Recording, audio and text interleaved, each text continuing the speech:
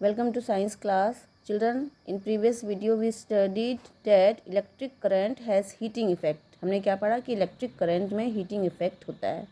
ठीक है, अब हम पढ़ेंगे कि उसमें एक और इफेक्ट है, that is magnetic effect of electric current. So before discussing about magnetic effect of electric current, let's know about magnet के बारे में हम कुछ जानकारी लेते हैं. ओके बच्चों, आपने बार मैग्नेट देखा होगा. इस तरह का होता है बार मैग्नेट. इसमें नॉर्थ पोल साउथ पोल दोनों होता है. किसी भी एक बार मैग्नेट में नॉर्थ पोल भी होता है, साउथ पोल भी होता है ना. तो यदि आप दो बार मैग्नेट लेते हो तो आप देखोगे कि जब उसको पास में लाओगे तो जो उसके अनलाइक पोल्स मतलब यदि एक का नॉर्थ है दूसरे का साउथ है, उसको यदि आप पास लाते हो तो क्या करेगा, वो दोनों एक दूसरे से अट्रैक्ट करेगा, है ना. और यदि आप उसको नॉर्थ पोल मतलब एक बार मैग्नेट का नॉर्थ पोल लोगे और दूसरी बार मैग्नेट का नॉर्थ पोल लोगे, what they will repel each other. तो कहने का मतलब है कोई भी बार मैग्नेट में जो है, कोई भी मैग्नेट जो है, यदि उसमें नॉर्थ पोल साउथ पोल है तो वो अनलाइक पोल्स अट्रैक्ट करता है और लाइक पोल्स रिपेल करता है. तो ये एक प्रॉपर्टी है मैग्नेट की. Poles exist in pairs. कभी भी पोल्स जो है पेयर्स में होते हैं, मतलब नॉर्थ पोल भी होता है साउथ पोल भी होता है.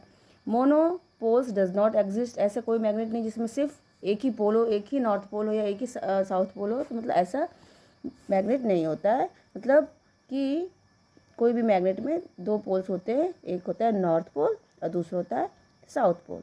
ठीक है. और इसके अलावा हम जानते हैं कि जब किसी भी मैग्नेट के आसपास यदि कोई भी आयरन का ऑब्जेक्ट है तो वो क्या होता है, वो उससे अट्रैक्ट हो जाता है. ठीक है ना. तो अब ये आयरन ऑब्जेक्ट जब अट्रैक्ट होता है, कोई भी आयरन ऑब्जेक्ट, किस तरह का उसमें फील्ड बनता है वो हम जानते हैं. So let's see an activity. एक एक्टिविटी इसमें करके बताया हुआ है.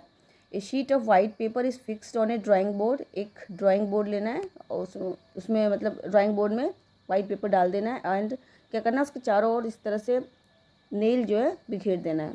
A bar magnet is kept in the centre and the iron filing are uniformly sprinkle around the bar magnet. क्या करना है, चारों साइड जो है आयरन का फीलिंग डाल देना है, मतलब आयरन की जो छोटे छोटे नेल्स होते हैं पतले वाले वो डाल दो और बीच में बार मैग्नेट को फिक्स कर दो. The board is tapped gently. और अचानक थोड़ा सा हिलाओ.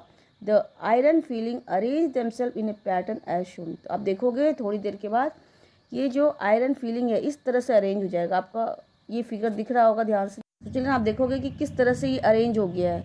वो जो है बार मैग्नेट के ऊपर में गोल गोल आपको दिख रहा है किस तरह से, है ना. और दूसरे नीचे में भी उसी तरह से दिख रहा है. तो आप देखोगे कि ये जो बार मैग्नेट है किसी एक डायरेक्शन में किस तरह से जाता है, वो पॉजिटिव से नेगेटिव की ओर उसका डायरेक्शन होता है, इस तरह से मूव होता है. ठीक है. तो इस तरह से सर्कल के स्ट्रक्चर बन जाता है उस आयरन फीलिंग का. तो ये स्ट्रक्चर क्या शो करता है, ये स्ट्रक्चर शो कर रहा है. So this pattern represent the magnetic field around the magnet. ये दिखा रहा है कि किस तरह से उस मैग्नेट के आसपास भी मैग्नेटिक फील्ड है. ठीक है ना. इसीलिए उस फील्ड के अंदर यदि कोई भी आयरन के ऑब्जेक्ट हम रखेंगे तो वो अट्रैक्ट हो जाएगा. ठीक है. इससे इस फील्ड के बाहर यदि आप रखोगे तो अट्रैक्ट नहीं होगा, लेकिन उसकी कुछ एरिया ऐसा होता है जहाँ पर उसका मैग्नेटिक फील्ड होता है, मतलब उसका वहाँ पर पावर होता है उस मैग्नेट का, उस एरिया तक वो जो है कवर करता है. And the iron filing arrange themselves due to the force exerted by the bar magnet. और ये बार मैग्नेट क्या करता है, फोर्स एक्सर्ट करता है अपने फील्ड के अराउंड और फिर वो इस तरह का शेप में आ जाता है. And the field can be plotted using A compass needle.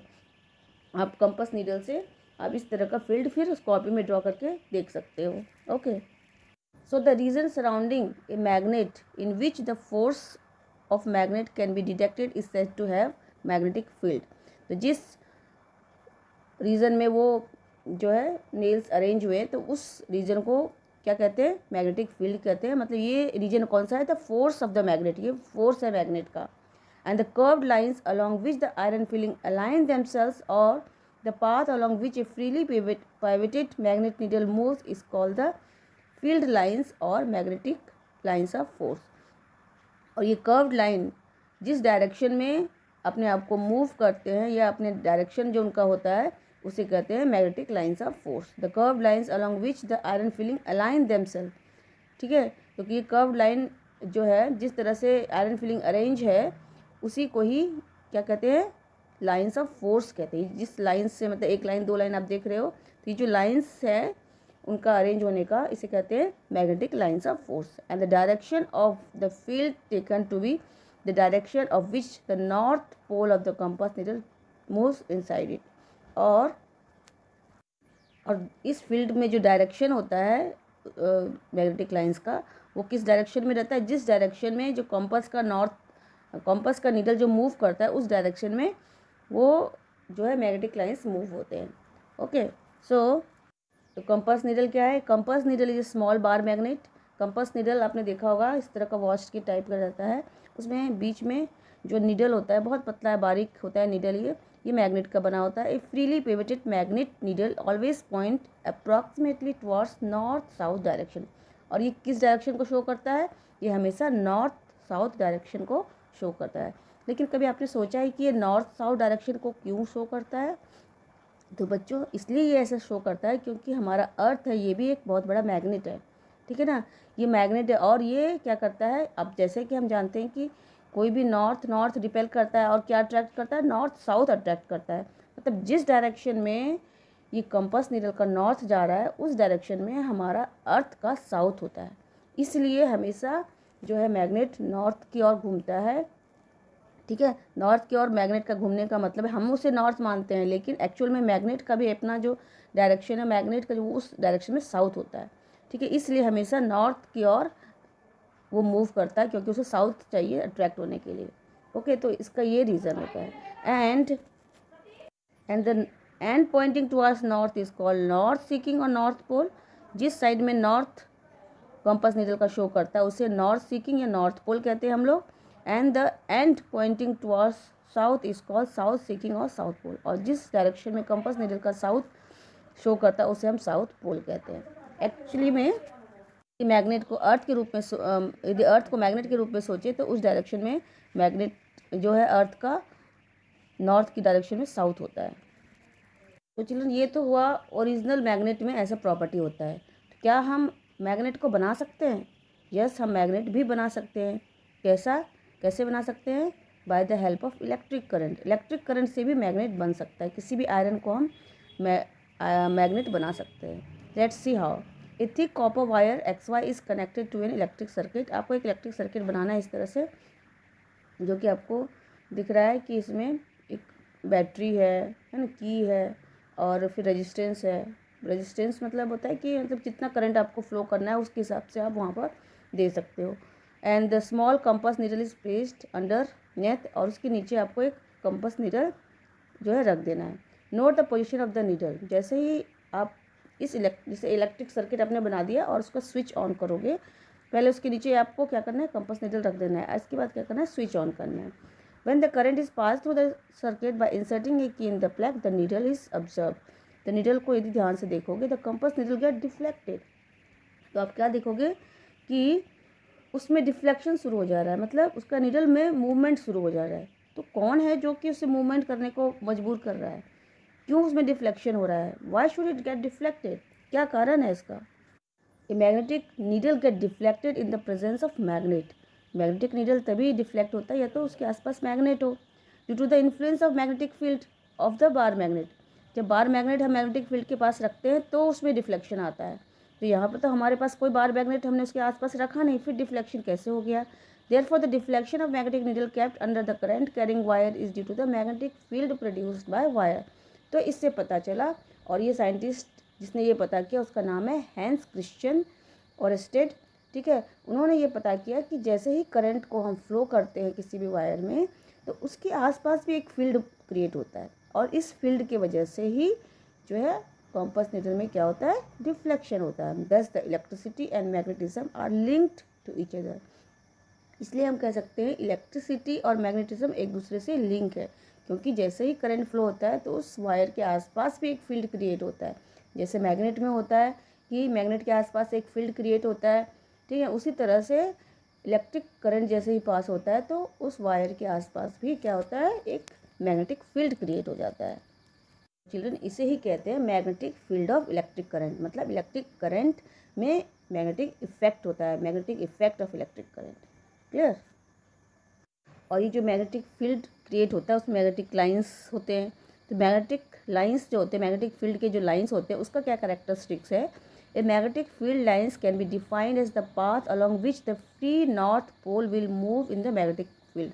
तो क्या देखा कि जो इस मैग्नेटिक फील्ड की लाइंस होती हैं वो हमेशा किस डायरेक्शन में मूव करती है? जिस डायरेक्शन में फ्रीली नॉर्थ पोल मूव करता है, मतलब कंपास का जो नॉर्थ पोल जिस डायरेक्शन में मूव करता है उस डायरेक्शन में वो मैग्नेटिक फील्ड लाइंस मूव करती है। And magnetic field lines are closed curve, और ये क्लोज्ड कर्व होती है। Magnetic field lines appears to start from north pole and appears to end at the south pole. और क्या होता है? ऐसा अपेयर होता है कि वो नॉर्थ पोल से स्टार्ट हो रहा है और साउथ पोल में जाके वो एंड हो रहा है। Within the magnet they run from south pole to the north pole, लेकिन मैग्नेट के अंदर वो नॉर्थ साउथ पोल से नॉर्थ पोल की ओर मूव करता है। Okay, magnetic field lines repel each other. Magnetic field lines है एक दूसरे से रिपेल करती है। No two magnetic lines cut each other. क्यों रिपेल करती है? क्योंकि मतलब रिपेल करती है, लेकिन इससे ये ऐसे पता चलेगा रिपेल करती है क्योंकि कोई भी तो मैग्नेटिक लाइंस एक दूसरे को टच नहीं करती, वो अपनी दूरी बना के रखती है। इसलिए हम कहते हैं कि no magnetic lines cut each other if they intersect. एक compass needle is placed at the intersection has to point to different direction at the same time which is impossible. यदि वो इंटरसेक्ट करते हैं तो इसका मतलब है कि कंपास नीडल को दो डायरेक्शन शो करना पड़ेगा, जो कि पॉसिबल नहीं है। इसलिए हम कह सकते हैं कि no two magnetic lines cut each other. चलो, you can see magnetic field around a current carrying wires. Magnetic field किस डायरेक्शन में, इसको देखते हैं। तो फर्स्ट वाला फिगर में जो है नॉर्थ डायरेक्शन जिस साइड है उस डायरेक्शन की ओर से जो है हमारा जो करंट का एरो है उस डायरेक्शन में है, जिस साइड में नॉर्थ है। ठीक है, दूसरे वाले फिगर में क्या हो रहा है? नॉर्थ हमारा इस डायरेक्शन में है, तो जो करंट का जो पोजीशन है वो देखो, उसका डायरेक्शन जो चेंज हो गया, वो नॉर्थ के डायरेक्शन में जा रहा है।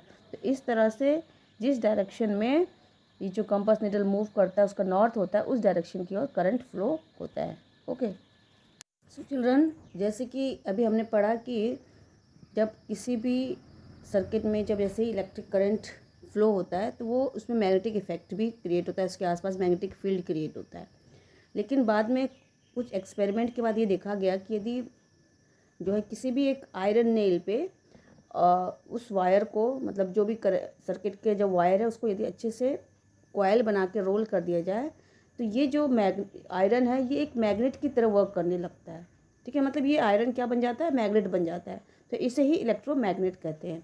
And electromagnet is a type of magnet in which the magnetic field is produced by electric current. ऐसा मैग्नेट है जिसमें इलेक्ट्रिक फील्ड कैसे क्रिएट होता है? इलेक्ट्रिक करंट से। मतलब ये आयरन है एक्चुअली में, इसे मैग्नेट बना दिया गया कैसे? इलेक्ट्रिक करंट से। And the magnetic field disappear when the current is turn off.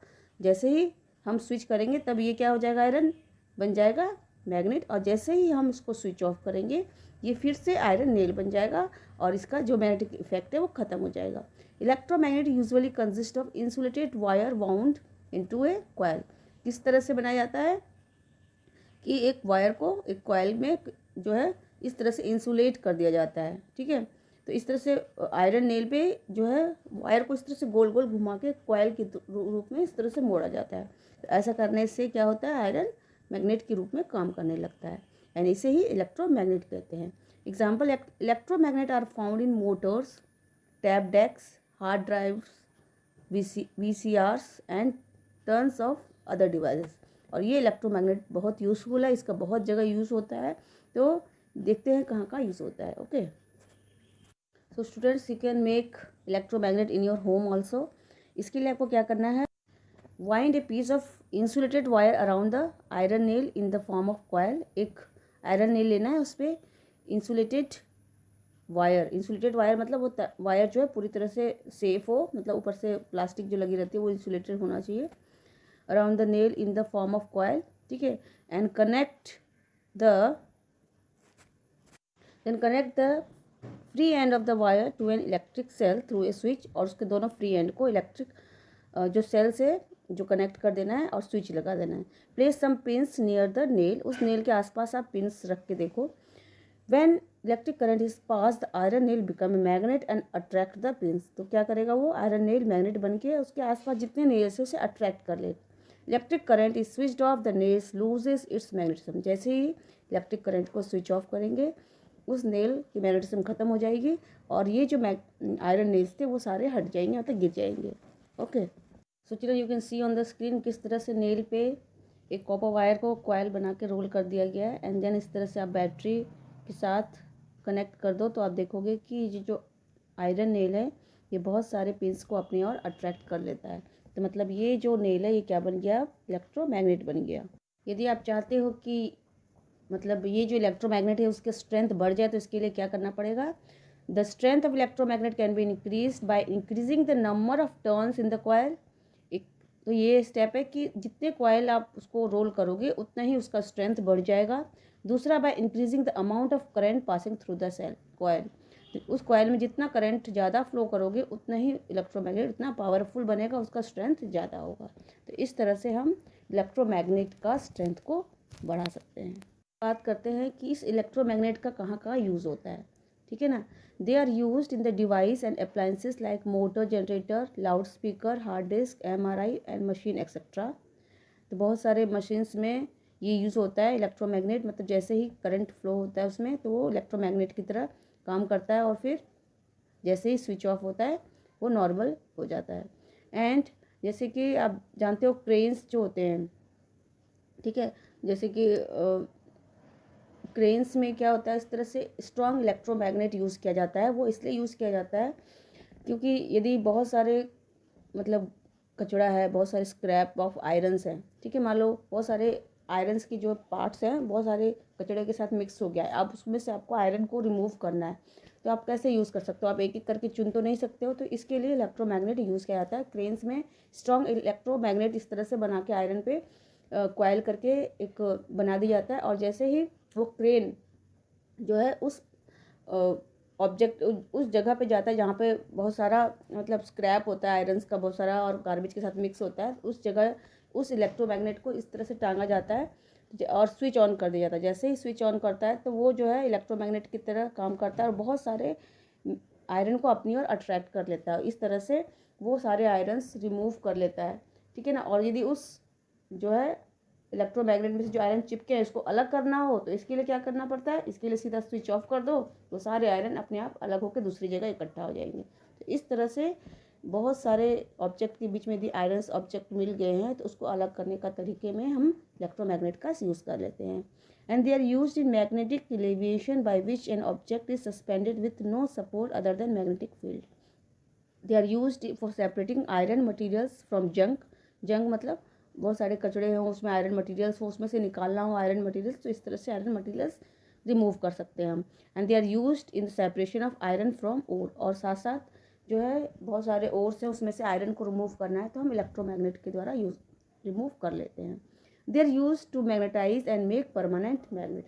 Electromagnet जो है परमानेंट मैग्नेट भी बन जाता है क्योंकि उस तरह का यदि मैग्नेट मतलब आयरन को मैग्नेट बना के इस किसी भी मैग्नेट के साथ बहुत समय तक रख दिया जाए तो क्या होता है वो परमानेंट मैग्नेट बन जाता है। तो इस तरह से जो है परमानेंट मैग्नेट बनाने में भी इसका यूज़ होता है। सबके अलावा electromagnet are used by doctors to remove tiny iron particles from the eyes of a person.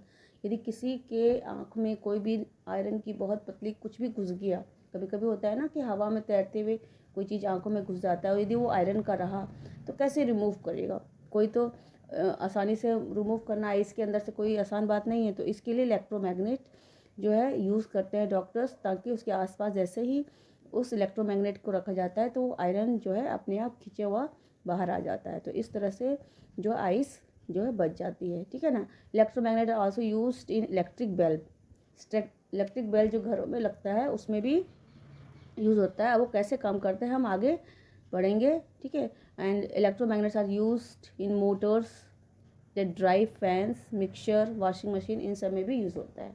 Okay, एक एग्जांपल इलेक्ट्रिक बेल का दिया हुआ है, इसमें से किस तरह से ये इलेक्ट्रोमैग्नेटिज्म प्रिंसिपल से ये इलेक्ट्रिक बेल काम करते हैं, लेट्स डिस्कस। तो चिल्ड्रन आप इस पिक्चर को ध्यान से देखो, इसमें क्या है, ये जो आपको आयरन रॉड पे नॉर्थ साउथ दिख रहा है उस पर कॉयल लगा हुआ है, कॉयल लगा हुआ है मतलब वायर्स का कॉयल लगाया हुआ है और ये वायर्स जो है देन कनेक्ट किया हुआ है बैटरी से, ठीक है, स्विच के द्वारा फिर बैटरी से कनेक्ट किया गया है और उसका दूसरा जो नेगेटिव पॉइंट है उसको जो है दूसरे एक कॉन्टैक्ट स्क्रू है उससे कनेक्ट किया हुआ है, ठीक है।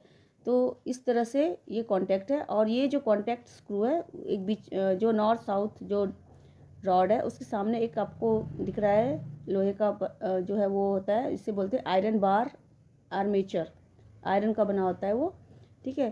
तो ये आयरन बार आर्मेचर है, ठीक है, जिसे और ये नीचे हैमर है, उस आर्मेचर के नीचे जो है हैमर मतलब डला हुआ है, और उसके ऊपर की ओर जो है एक फ्लैट स्प्रिंग है, यहाँ पे स्प्रिंग लगा रहता है इसमें ऊपर की ओर जो है, और नीचे हैमर डाल दिया गया है। तो ये किस तरह से काम करता है?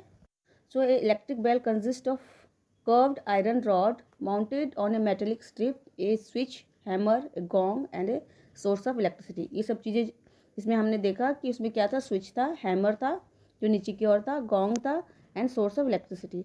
The connecting wires is bonded over the iron rod so that it behaves like an electromagnet when current pass through it. तो वायर्स बाउंड किया हुआ है आयरन रॉड पे ताकि वो इलेक्ट्रोमैग्नेट की तरह काम करे, और जैसे ही हम जो है स्विच को ऑन करें। On one end of the wire is connected to a contact screw through a switch and a source of electricity। एक एंड जो है इलेक्ट्रिसिटी से कनेक्ट किया हुआ है और दूसरा एंड जो है इससे कनेक्ट किया गया है स्विच से द्वारा जो है बैटरी से कनेक्ट किया हुआ है, ठीक है। And the other end of the wire is connected to a lower end of the hammer which is called armature. और दूसरा एंड जो है आर्मेचर से कनेक्ट किया हुआ है। आप देखते हैं, आप देख सकते हो जो दूसरा एक एंड जो है इस तरह से आर्मेचर से ऊपर की ओर जो साउथ वाला जो वायर है ऊपर की ओर गया हुआ है ना, वो जो कनेक्ट किया हुआ है वो आर्मेचर, जो लोहे का स्ट्रिप है वो आर्मेचर है, उससे कनेक्ट किया हुआ है वो, ठीक है। और दूसरा एंड जो नॉर्थ वाला जो वायर है वो सीधा बैटरी से कनेक्ट करते हुए गया हुआ है। And the end of the wire is connected to the lower end of the hammer which is called armature and the armature rest on the contact screw and the metallic gong is placed in front of the hammer. When the switch is pressed, the current flows through the wire and the iron rod become an electromagnet। जैसे ही हम switch on करते हैं तो जो rod था iron का coil जो भी लिपटा हुआ था वो क्या बन जाता है, वो इलेक्ट्रोमैग्नेट बन जाता है। And the electromagnet attract the armature and as the armature moves toward the gong it strike the gong produce sound. तो जैसे ही इलेक्ट्रोमैग्नेट बनता है, जैसे देख रहे हो कि ये फिगर में, जैसे ही ये इलेक्ट्रोमैग्नेट बनता है, ये नॉर्थ साउथ वाला जो भी रॉड है ये इलेक्ट्रोमैग्नेट जैसे ही बनता है तो उसके सामने जो लोहे का स्ट्रिप है जो कि आर्मेचर है वो अट्रैक्ट होता है। तो जैसे ही वो पास में जाएगा उस मैग्नेट के, तो क्या होगा, ये जो नीचे हैमर लगा हुआ है वो उस गोंग को साथ टकरा जाएगा, उस गोंग के साथ टकराएगा, ठीक है। इस तरह से फिर वो घंटी बज जाती है, ठीक है, and strike the gong to produce sound। Meanwhile, the connection between the armature and the contact screw breaks, resulting in the break in the circuit। और जैसे ही वो आर्मेचर पास में आता है तो ये आर्मेचर पहले स्क्रू के साथ कनेक्टेड था, और तो क्या होता है उसका जो है स्क्रू के साथ कनेक्शन टूट जाता है क्योंकि वो आगे बढ़ गया। And because of this iron rod ceases of its electromagnet and the armature returns to its original position. जैसे ही उसका ब्रेक होता है तो ये जो आयरन जो था मैग्नेट के रूप में था वो फिर से आयरन की तरह बन जाता है, फिर आर्मेचर पीछे की ओर मूव कर जाता है क्योंकि वो मैग्नेट रहा ही नहीं अब। And the process is repeated till the time we switch it is kept in one position. जैसे ही हम स्विच दबाते तो ये पोजीशन जो है इस तरह का प्रोसेस बार बार रिपीट होते रहता है और फिर बेल बजते रहता है, ठीक है।